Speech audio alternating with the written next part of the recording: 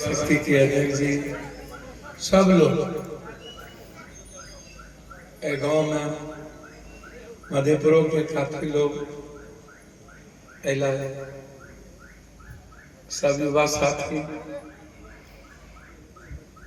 सहरसा के सबके आभार, सम्मान, अभिवादन, अभिनंदन हृदय की गहराई से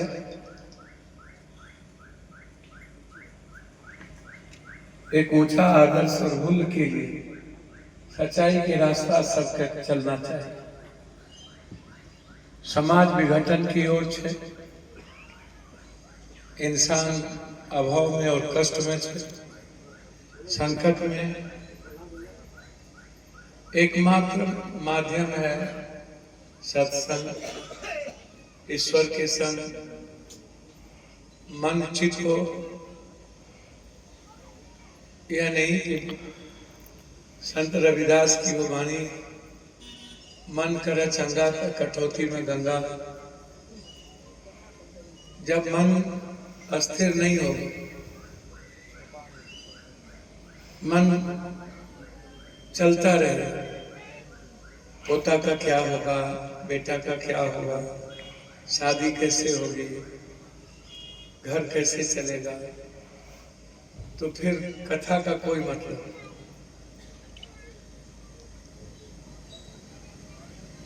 माध्यम है हमारे भातृ मिथिलेश बाबा, हाँ वो भातृ छथिन मिथिलेश बाबा, और भाई छथिन, सब दिन बच्चे से संग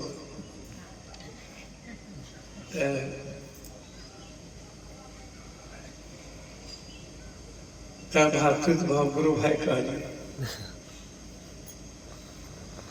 एक माध्यम है ईश्वर के साथ जोड़े के, जे भाव के साथ भजन, रामचरित्र मानस। पहले तो हम आप सबसे रिक्वेस्ट करब, मानो तो देव न तो पत्थर। ईश्वर को दुनिया में किसी ने नहीं देखा, न समझा और ना ही महसूस किया। यदि ईश्वर को कोई समझता या जानते या महसूस करते या देखते तो सब मीरा की तरह, सुदामा की तरह, अर्जुन की तरह, हनुमान की तरह एक भाव में खो जाता। तो आप ईश्वर को नहीं समझ पाए हैं, इसीलिए आप ईश्वर के सानिध्य नहीं जा पाए। ईश्वर के चरित्र को अपने जीवन में ले आए। जब आप नहीं देखे हैं तो जो ईश्वर का दायित्व है, जो कर्तव्य है, और ईश्वर को जिसके लिए हम सब जानते हैं कि वो मानव का कल्याण करते हैं, मानव की खुशियों की को ढूंढते हैं, मानव को मुस्कुराने का अवसर देते हैं, तो हम लोग भी करें थोड़ा थोड़ा। जब हम लोग ईश्वर का एक गुण भी ना हो तो फिर क्या फायदा। तो थोड़ा गुण रख लीजिए, कर लीजिए। वह भी नहीं कर सकते हैं तो ईश्वर विराट है और हम सबको बनाया है, तो हमसे ज्यादा ईश्वर को ज्ञान है। वो दुनिया का निर्माण करता है, तो फिर उनको अपना दिमाग लगाने दीजिए। हम लोग अपना दिमाग कम लगाइए, आप लोग कर्म कीजिए। तो जब ईश्वर को ही करना है तो फिर आप लोग अपना दिमाग क्यों लगाइए। आपके ही दिमाग से तो परेशानी बढ़ती है।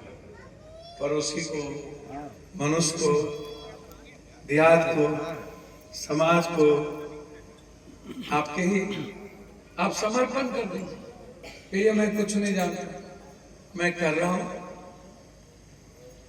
देना तो आपको ईश्वर इतना प्यार करते हैं कि आपको मानव जीवन में लाए। तो जब आपको मानव जीवन में लाए हैं तो इसका मतलब आपसे ईश्वर प्यार करते हैं। तो जिससे माँ प्यार करे उससे मांगने की क्या जरूरत। माँ के 3 बच्चे, एक डकैत, एक लंगड़ा, एक डॉक्टर। माँ डॉक्टरे से प्यार थोड़े न करे, माँ तीनों से प्यार करे। तो जब तू सब तीनों से प्यार करे छो, बदमाशों से, जे नहीं कमबै छे ओकरो से, जे डॉक्टर छ ओकरो से, तन फिर भगवान केना ककरो में फर्क करते। जब माय नहीं करे छे तो भगवान केना करते। तो जब भगवान आप सबको बनाया है तो फिर आप भगवान से कुछ मत मांगे। जो अच्छा करे भगवान और जो बुरा करे इंसान, ऐसा होता है। अच्छा करेंगे तब भी हम, बुरा करेंगे तब भी, या अच्छा ईश्वर करेंगे तब भी वो, और जो बुरा होगा तब भी ईश्वर। दोनों अलग अलग नहीं हो सकते। तो थोड़ा सा समझिए। आप सबसे आगे यहाँ हम नाग की मूर्ति बना देते, आप सब लोग दूध पिलाने लगे तुरंत थे। और जैसे ही एक नाग सांप को देखिएगा, मार लाठी मार दीजिएगा, छोड़ दीजिएगा। तो आप मूर्ति को दूध या जिंदा को लाठी, ये क्या है? कहते हैं गणेश की सवारी मूसा है। अब मूसा के घर में जेते सबसे पहले मूसे के मारे और ओकरे कहे चोरे बाजार से करता मूसा के ना ली गिरे मार बड़ा तबाह कर दे। तो ये अलग अलग चीज है। ईश्वर विराट है, उसमें मत जाइए ज्यादा। रामचरित राम विराट भाव है। मान लीजिए राम एक बड़ा महामानव, एक चरित्र। रामचरित्र का मतलब हुआ एक व्यक्ति का कैरेक्टर, उसका गुण, उसके अच्छाई। मानस का मतलब हुआ मेरे मन स्थिति में जो अच्छी बातें आई। तो रामचरित्र मानस के निर्माण में सबसे बड़ी भूमिका वाल्मीकि की थी। बाद में ये तुलसी कृत रामायण, तुलसी कृत रामायण मतलब तुलसी जी ने उस रामायण के भाव को अपने शब्दों में कृत रामायण लिखा, अलंकृत, और वाल्मीकि जी ने उस भाव को लाया। तो अच्छा ही भाव है तो अच्छा बन जाइए। हम लोग एक अच्छा इंसान बनिए, गरीब से प्यार कीजिए, इंसान को ठेस मत पहुंचाइए, इंसान की खुशियों के लिए जीने की आदत डाल लीजिए। हर दिन एक अच्छा काम कीजिए, यही तो हम चाहते हैं। एक दिन भी अच्छा काम करते हैं आप लोग, बस वह बेटा, वह पोता, वह पोती, वह नतनी, वह कन्या, वह दुल्हा, वह माया। विराट से भगवान अच्छा काम करब, अच्छा इंसान बना, अपन बच्चा के भविष्य का सुंदर बनाब और एहन इंसान बनाब जे तोहर कीर्ति के, तोहर पालन लालन के ऊंचा बना, उत्कृष्ट कर, और संपूर्ण मानव जगत के कल्याण के आगू चल। बस इतने का कथा है जे कथा के मतलब की छिए? प्रेम करना है, नफरत नहीं करना है, ईर्ष्या नहीं करना है, लोभ लालच नहीं करना है, ककरो से घृणा नहीं करना है, द्वेष नहीं करना है, सबसे प्यार करना है। वो प्यार करे माय के पेट में 9 महीना बच्चा रहे, जब बच्चा भै गए माय बूढ़ भै जाए तो कन्या से पूछा पड़े कि 2टा साड़ी माय भेजा दिया। जब तक कन्या नहीं कहल तब तक डरो से नहीं। आप कते प्यार, बुढ़ापा में बापो चाहे छे कि हमें अपन बेटा बेटी के कंधा पर राखिए, माय राखे छे कोरा में एते पंजरा में, तो माय का लागल हमर बेटा हमरे जतना देख दूर, लेकिन बाप राखे छे कंधा पर, बाप के ई लागे छे कि हमर बेटा हमरा से ज्यादा दूर, लेकिन ओकर बात की कुछ है छे, सब बाप माय बाप हे अनाथालय में छे, जे बचल छे वो चुपचाप हे बस संत मत की कथा सुन ले बुढ़िया सब बैठल से लिया चुपचाप, इन सब पुतो नहीं कह दिया पोता के खिलबे या पोती के कथो पहुंचा, अब सब स्थिति बड़ा बुरा है। अंत में इतने टा कहबा, ईश्वर दुनिया में यदि लोग मान लिए होते तो आज इंसान दुखी नहीं होता। पूरी दुनिया को खत्म करने में लोग लगे हुए हैं। यदि ईश्वर उनके मन में होता तो दुनिया का सृजन होता, दुनिया को बचाने का प्रयास होता। कभी फर्स्ट वर्ल्ड वॉर हुआ तब परमाणु गिरा दिए, सेकेंड वर्ल्ड वॉर हुआ तब भी हम परमाणु आर्मी को खत्म कर दिए। तो दुनिया का निर्माण ईश्वर ने किया और दुनिया को खत्म हम लोगों ने किया। तो ईश्वर इसका क्या मतलब? ये जो गरीबी है, ये जो साइक्लोन आता है, ये जो छोटी छोटी 2.5 साल 3 साल के बच्ची का बलात्कार होता है, ये कौन है? क्या वो बच्ची बहुत पापी थी इसलिए ईश्वर ने उन्हें इतना दर्द दिया? 13 साल का ये बच्चा इतना अगले जन्म में पाप किया था इसलिए इनको 4 गोली लग गई। दुनिया का तूफान आया और 10,000 मछुआ मर गया। इतने पापी थे कि मछुआ मर गया। जिन लोगों ने वृक्ष को काटा वो एक भी नहीं मरा, टाटा, बिरला, पप्पू, पीएम, सीएम, पदाधिकारी। लेकिन जो माछ मारने गया साइक्लोन आने के बाद समुद्र में वो मर गया, उसने तो वृक्ष भी नहीं छुआ। वो कितना पाप। हम यहां से निकले, एक गाड़ी पर 3 आदमी 2 बच्चे, 1 घंटे के बाद खबर मिली कि 5 मर गए। हमको लगा भैया 5 मर गए तो उसमें 5 पापी थे क्या? हम उड़ीसा गए, हमारे पास कुछ नहीं बचा, एक चेन बचा था, बेच के लगा दी। हमने पूछा कि इतने लोग मरे कैसे? साइक्लोन जब आया तो बोला क्या करिएगा, पूरा पहाड़ का नेचर काट दिया पैसे वाले ने। हमने काटा कोई, मरा कोई, तो हमारे समझ में नहीं आता है भगवान के बारे में। हिरोशिमा पर बम गिरा, एक आदमी नहीं बचा, सब पापी थे। नागासाकी पे बम गिरा, एक आदमी नहीं बचा, क्या सब पापी थे? लाखों लाख लोग मर गए। अभी हमास में सिर्फ 3 लाख बच्चे मरे हैं बम से, क्या वो 3 लाख बच्चे पापी थे? तो ईश्वर में बहुत मत जाए, ईश्वर को मान लीजिए, स्वीकार कर लीजिए। और जो खूबसूरत कैरेक्टर ईश्वर का है उसको हम सब माने और हर दिन एक अच्छा, बुरा ना करें लेकिन एक अच्छा और सच्चाई के साथ अपने जीवन में कोई एक काम करने का प्रयास करें। आप कर पाइएगा कि नहीं मुझको नहीं, मुझे नहीं लगता। मैंने जितना दुनिया और देश देखा, हमें नहीं लगता कि कोई इंसान अब बचा इस धरती, कोई एक आदमी बचा। पहले एक रावण था तो एक राम भी पैदा हुआ, अब घड़ी घड़ी रावण पैदा नहीं, राम है ही नहीं। कोई ऐसा घर नहीं जिसमें एक रावण, घर घर कंस पैदा ले गया, कृष्ण है ही नहीं।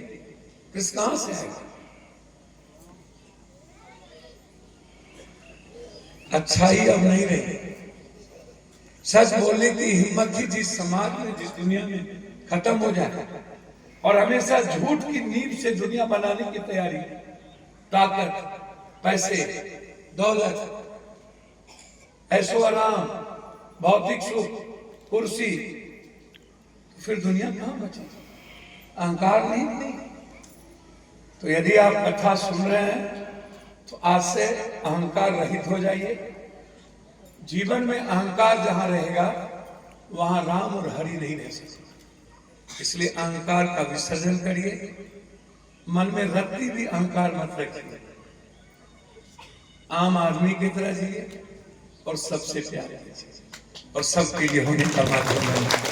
यही रिक्वेस्ट है दिल से।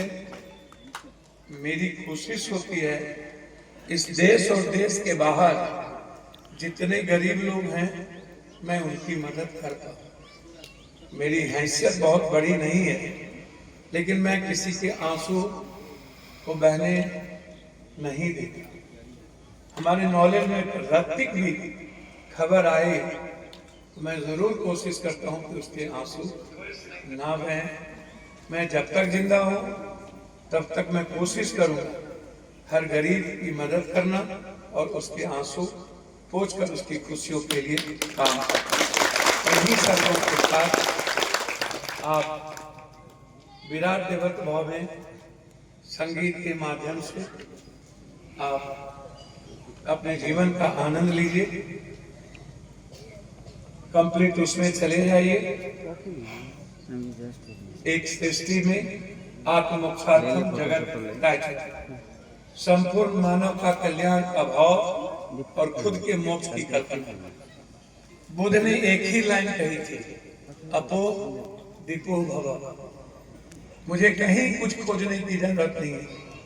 मेरे भीतर जो अंधकार है उसको खुद के प्रकाश से प्रज्वलित करो और भीतर के प्रकाश से दुनिया को प्रकाशित करो। अपो दीपो भव।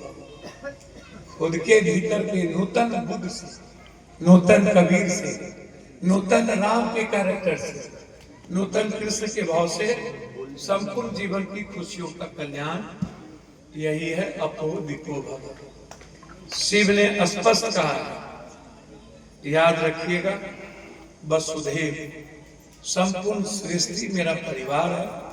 सार्वभौमिक, सार का मतलब विराट सृष्टि, भौमिक का मतलब धरती। ये जो विराट है, धरती है, यह सब मेरा है। उस पर सब रहने वाले जीव जंतु मानव को मैंने बनाया है, वो मेरा परिवार है, वो सार्वभौमिक हो गया। दूसरा कहा सर्व धर्म संभव। सर्व का मतलब हर जाति धर्म, जाति तो थी नहीं। 13,500-14,000 वर्ष पहले हम लोग मानव जाति में आए। पहले हम लोग बंदर और चिंपांजी में थे 1,15,000 वर्ष पहले, और शिव आए 13,500 वर्ष पहले, और उन्होंने ही पूरी दुनिया की सृष्टि का एक परिवार के रूप में निर्माण किया। उन्होंने ही एक अच्छा समाज दिया। फिर कृष्ण आए, ठीक एक लंबे अरसे के, तो उन्होंने कर्म दिया। योगा मना कर्मा वाचनम, हमेशा संगठध्वम संबद्धध्वम समगो मनांसी जानता देवा भाग्यम यथा पूर्वे संजाना नौपास।